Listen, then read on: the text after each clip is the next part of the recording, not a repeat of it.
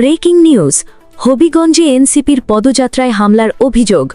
আন্তর্জাতিক কূটনীতিক তৎপরতা নিয়ে সার্জিও গুরের নতুন আলোচনায় আসছে নতুন মোড়। আর বাংলাদেশের রাজনৈতিক অঙ্গনে শেখ হাসিনার প্রত্যাবর্তন নিয়ে কি হচ্ছে? Breaking news. আন্তর্জাতিক অপরাধ ট্রাইব্যুনাল নিয়ে নতুন বিতর্ক। বিচার প্রক্রিয়া কি প্রশ্নের মুখে? বাংলাদেশের আন্তর্জাতিক অপরাধ ট্রাইব্যুনাল বা আইসিটিবিকে ঘিরে নতুন করে আলোচনা শুরু হয়েছে। বিচার প্রক্রিয়ার স্বচ্ছতা, তদন্তের মান এবং প্রসিকিউশন টিমের ভূমিকা নিয়ে দেশ বিদেশে বিভিন্ন প্রশ্ন উঠছে। Breaking news. হবিগঞ্জে এনসিপির পদযাত্রায় হামলার অভিযোগ। আন্তর্জাতিক কূটনীতিক তৎপরতা নিয়ে সার্জিও গুরের নতুন আলোচনায় আসছে নতুন মোড়। আর বাংলাদেশের রাজনৈতিক অঙ্গনে শেখ হাসিনার প্রত্যাবর্তন নিয়ে কি হচ্ছে? বাংলাদেশের রাজনীতিতে কি আবারও বড় পরিবর্তনের ইঙ্গিত? একদিকে রাজনৈতিক কর্মসূচিকে ঘিরে সংঘর্ষের অভিযোগ, অন্যদিকে আন্তর্জাতিক কূটনীতিক তৎপরতা নিয়ে নতুন আলোচনা। সব মিলিয়ে দেশের রাজনৈতিক পরিস্থিতি কোন দিকে যাচ্ছে শেষ পর্যন্ত দেখুন, কারণ আজকের প্রতিবেদনে রয়েছে 3টি গুরুত্বপূর্ণ আপডেট এবং তাদের সম্ভাব্য প্রভাব। স্বাগতম। আজকের প্রতিবেদনে আমরা আলোচনা করব 3টি গুরুত্বপূর্ণ বিষয় নিয়ে। প্রথমত, হবিগঞ্জে জাতীয় নাগরিক পার্টি এনসিপি এর পদযাত্রাকে কেন্দ্র করে সংঘর্ষের অভিযোগ। দ্বিতীয়ত, আন্তর্জাতিক পর্যায়ে বাংলাদেশকে ঘিরে কূটনীতিক আলোচনার বিষয়। তৃতীয়ত, দেশের রাজনৈতিক ভবিষ্যৎ নিয়ে বিভিন্ন মহলে চলা বিশ্লেষণ। হবিগঞ্জে এনসিপির পদযাত্রায় হামলার অভিযোগ। মঙ্গলবার হবিগঞ্জে জাতীয় নাগরিক পার্টির জুলাই পদযাত্রা চলাকালীন উত্তেজনাকর পরিস্থিতির সৃষ্টি হয়। দলটির অভিযোগ, পদযাত্রার সময় তাদের নেতাকর্মীদের ওপর হামলা চালানো হয়। এনসিপির পক্ষ থেকে অভিযোগ করা হয়েছে যে হামলায় বিএনপি সংশ্লিষ্ট কিছু নেতাকর্মী জড়িত ছিলেন। তবে এই অভিযোগের বিষয়ে বিএনপির পক্ষ থেকে আনুষ্ঠানিক কোনো বক্তব্য তখন পর্যন্ত প্রকাশিত হয়নি।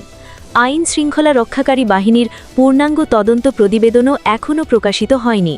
রাজনৈতিক বিশ্লেষকদের মতে, যে কোনো রাজনৈতিক কর্মসূচিতে সহিংসতা গণতান্ত্রিক পরিবেশের জন্য উদ্বেগের বিষয়। অভিযোগের সত্যতা নির্ধারণের দায়িত্ব সংশ্লিষ্ট তদন্ত সংস্থার। এদিকে বাংলাদেশকে ঘিরে আন্তর্জাতিক পর্যায়েও বিভিন্ন আলোচনা চলছে। বিভিন্ন বিশ্লেষণে বলা হচ্ছে, যুক্তরাষ্ট্র ও ইউরোপীয় বিভিন্ন কূটনীতিক মহল বাংলাদেশের রাজনৈতিক পরিবেশ পর্যবেক্ষণ করছে।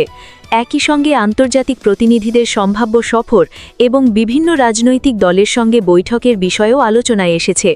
কিছু প্রতিবেদনে উল্লেখ করা হয়েছে যে আন্তর্জাতিক প্রতিনিধিরা বাংলাদেশে অংশগ্রহণমূলক বা অন্তর্ভুক্তিমূলক রাজনৈতিক পরিবেশের গুরুত্ব নিয়ে আলোচনা করতে পারেন। তবে এসব বৈঠকের আনুষ্ঠানিক এজেন্ডা বা সিদ্ধান্ত এখনও প্রকাশ করা হয়নি। এছাড়া বিভিন্ন রাজনৈতিক বিশ্লেষক ধারণা করছেন, ভবিষ্যতে দেশের প্রধান রাজনৈতিক দলগুলোর সঙ্গে আন্তর্জাতিক প্রতিনিধিদের বৈঠক হতে পারে, যদিও এসব বিষয়ে এখনও কোনো সরকারি নিশ্চিত ঘোষণা পাওয়া যায়নি। রাজনৈতিক অঙ্গনের নতুন আলোচনা। দেশের রাজনৈতিক অঙ্গনে আরেকটি আলোচিত বিষয় হল ভবিষ্যৎ রাজনৈতিক অংশগ্রহণ এবং বিভিন্ন দলের সাংগঠনিক কার্যক্রম। বিভিন্ন মহলে এমন আলোচনা রয়েছে যে ভবিষ্যতে দেশের রাজনৈতিক পরিসরে আরও অন্তর্ভুক্তিমূলক পরিবেশ তৈরির চেষ্টা হতে পারে।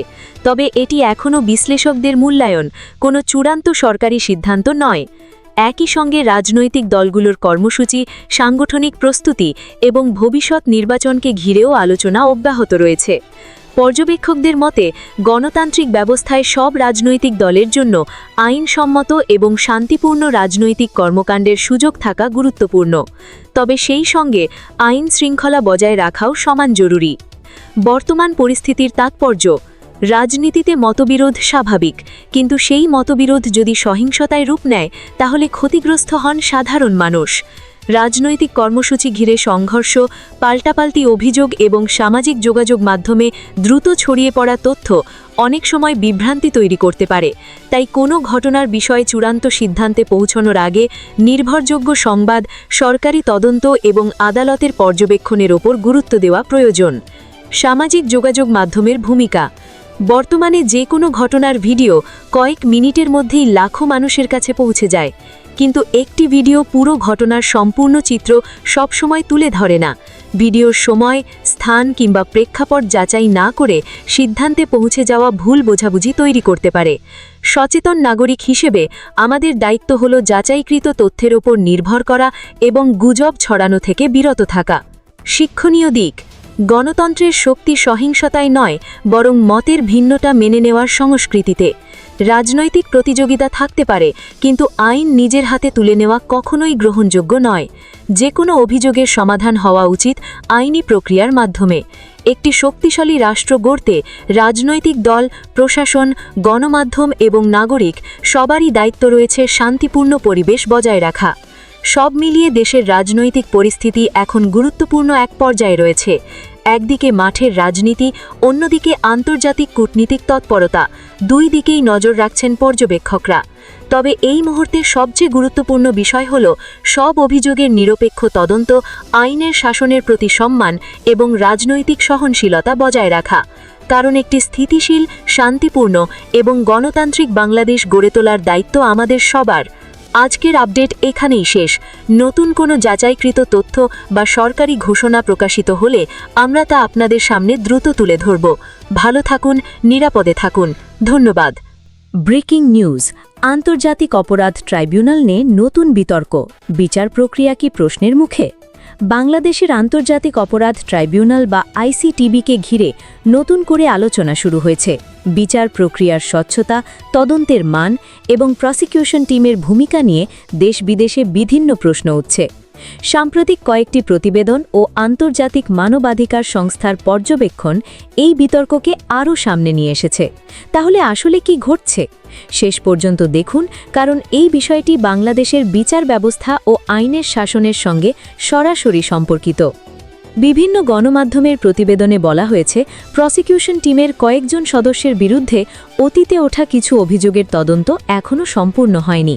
অভিযোগগুলোর মধ্যে রয়েছে ঘুষ গ্রহণ, তদন্তে অনিয়ম এবং কিছু গুরুত্বপূর্ণ তথ্য সংরক্ষণ নিয়ে প্রশ্ন।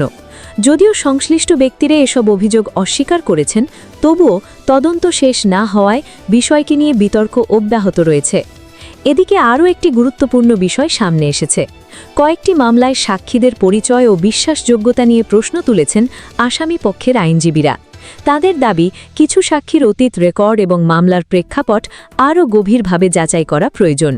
তবে আদালতেই এসব বিষয় চূড়ান্ত মূল্যায়ন হবে। সম্প্রতি আন্তর্জাতিক মানবাধিকার সংস্থা হিউম্যান রাইটস ওয়াচও ট্রাইব্যুনালের বিচার প্রক্রিয়া নিয়ে উদ্বেগ প্রকাশ করেছে। সংস্থাটির পর্যবেক্ষণে বলা হয়েছে, কিছু মামলায় সাক্ষ্যের ভাষায় অস্বাভাবিক মিল দেখা গেছে এবং তদন্তের মান নিয়ে আরও স্বচ্ছতা নিশ্চিত করা জরুরি। তবে এসব পর্যবেক্ষণ নিয়ে এখনও ট্রাইব্যুনালের পক্ষ থেকে পূর্ণাঙ্গ প্রতিক্রিয়া প্রকাশ করা হয়নি। বিশ্লেষকদের মতে, যে কোনো বিশেষ ট্রাইব্যুনালের সবচেয়ে বড় শক্তি হল জনগণের আস্থা। যদি বিচার প্রক্রিয়া নিয়ে প্রশ্ন তৈরি হয়, তাহলে শুধু একটি মামলাই নয়, পুরো বিচার ব্যবস্থার বিশ্বাসযোগ্যতাও চ্যালেঞ্জের মুখে পড়তে পারে। তাই অভিযোগ সত্য হোক বা মিথ্যা, দ্রুত, নিরপেক্ষ ও স্বচ্ছ তদন্তই হতে পারে সবচেয়ে কার্যকর সমাধান। অন্যদিকে আইন বিশেষজ্ঞের একটি অংশ মনে করেন, মানবতা বিরোধী অপরাধের বিচার অবশ্যই আন্তর্জাতিক মানদণ্ড অনুসরণ করে পরিচালিত হওয়া উচিত। কারণ এমন মামলার প্রতিটি সিদ্ধান্ত শুধু দেশের ভেতরেই নয়, আন্তর্জাতিক পর্যায়েও গুরুত্বের সঙ্গে পর্যবেক্ষণ করা হয়। এখানে একটি বিষয় বিশেষভাবে মনে রাখা দরকার, কোনো ব্যক্তি বা প্রতিষ্ঠানের বিরুদ্ধে অভিযোগ উঠলেই সেটি প্রমাণিত সত্য হয়ে যায় না। একইভাবে অভিযোগ অস্বীকার করলেই বিষয়টির সমাপ্তি ঘটে না। সত্য নির্ধারণের একমাত্র পথ হল স্বাধীন তদন্ত, আদালতের বিচার এবং গ্রহণযোগ্য প্রমাণ।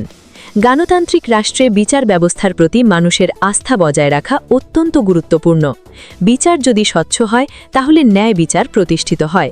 আর যদি কোনো প্রশ্ন থেকেই যায়, তবে সেটিরও আইনি ও প্রাতিষ্ঠানিক সমাধান হওয়া উচিত। এখন সবার দৃষ্টি থাকবে চলমান তদন্ত, আদালতের পরবর্তী কার্যক্রম এবং সংশ্লিষ্ট কর্তৃপক্ষের আনুষ্ঠানিক সিদ্ধান্তের দিকে। কারণ একটি নিরপেক্ষ ও বিশ্বাসযোগ্য বিচার ব্যবস্থা শুধু বর্তমানের জন্য নয়, ভবিষ্যৎ প্রজন্মের জন্য অত্যন্ত গুরুত্বপূর্ণ।